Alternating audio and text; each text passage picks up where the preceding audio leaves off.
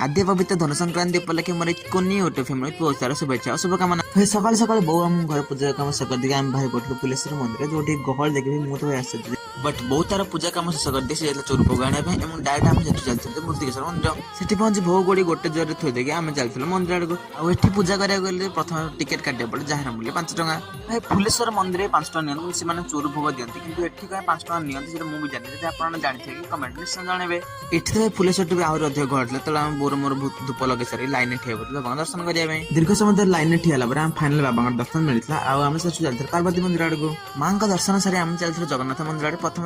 अशोक स्तंभ मुंडे मारी से धूप लगे आम चलते मंदिर आड़े प्रभु दर्शन सारा फिर पार्वती मंदिर को फिर भाईना गोटे पादुक ग्रहण कर भोग धरी रिटर्न करूँ आठी आसी जदि पैकेट न भाई मत तो भल लगे देन आम रिटर्न करूँ घर को घर पहुंची प्रथम चोर भोग खाई सारा बाहर पड़े नयगढ़ वीडियो भल चैनल को निहाती सब्सक्राइब कर लाइक कर आगे बढ़े।